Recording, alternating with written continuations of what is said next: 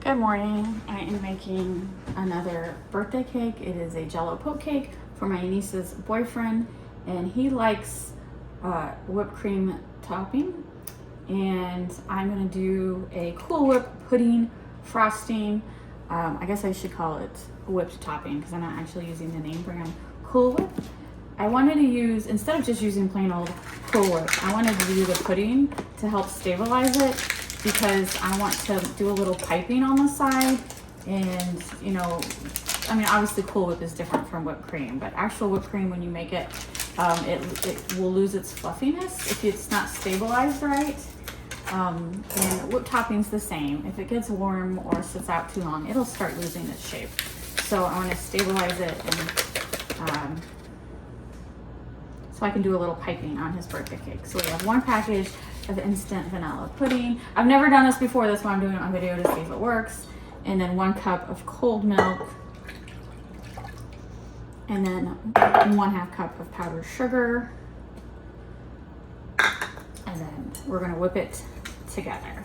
So yeah, this is all new to me. I read a whole bunch of different recipes. Some people use it without the pudding. I just thought it would be easy.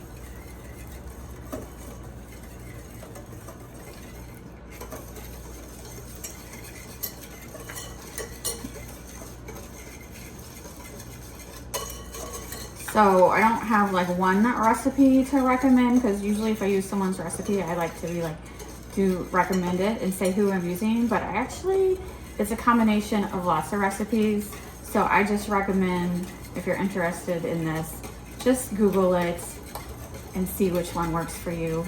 I had the powdered sugar, I had the vanilla pudding. I just had to pick up the whipped cream. So I'm gonna let it thicken for a minute, and then I'm gonna add the Cool Whip. All right, now I'm gonna fold in the whipped topping, which is always like folding. I hate the word folding. I have such a heavy hand.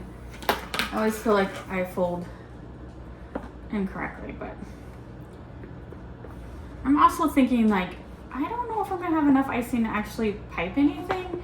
For his Jell-O poke cake, I did make it last night, of course, because you have to make Jell-O poke cake the night before, because you have to let the the Jell-O set up. And so I made it in like 8 by 9 by 13 cake size pan. And so I'm not gonna have tons of extra icing, like when I make my buttercream icing, or I should say frosting. Don't feel like I'm gonna have tons. So,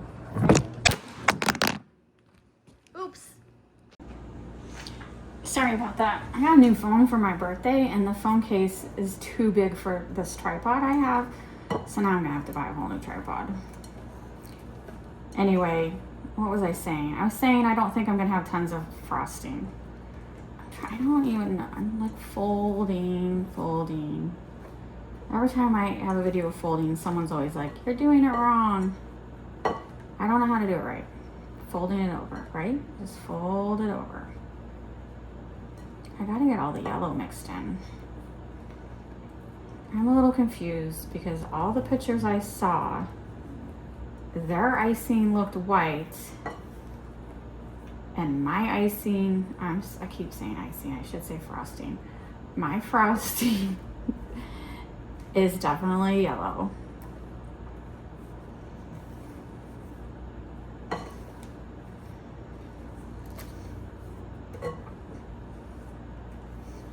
All right, it looks incorporated. Now I'm gonna stick it in the fridge for a half hour before I frost. But yeah, this is definitely yellow.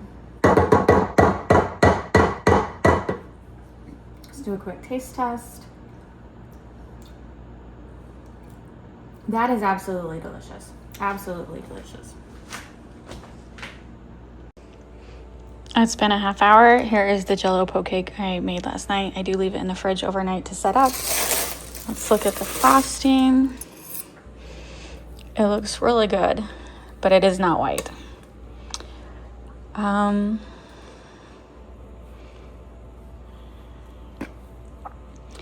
don't know. If you want white icing, don't use this recipe that I use. And it's definitely not as thick as I was thinking it was gonna be. I guess I'm just spoiled by buttercream icing. I don't know, I might have enough where I can pipe the corners. We'll see. I just don't know. Several recipes that I pulled from said this was thick enough to pipe. I just don't know. It splats. Like when it drops, I don't know if it would hold any piping. But, if it did, I should have double batched it, because this was like barely enough to get. I like a lot of frosting. So I shouldn't say it's barely enough. It was perfect for one cake. But to have actual extra frosting to make designs and stuff, I don't think it would have been enough. So I should have doubled the recipe to pipe some. But you know what? This is a birthday cake for a guy. He's not going to care. He'll be perfectly happy with this very basic looking cake. But I will say it is a wonderfully tasting frosting, like absolutely delicious. I absolutely would make this frosting again, but not for cakes that I would want to decorate with piping. I just don't think it's thick enough to maintain a design. It's just my opinion.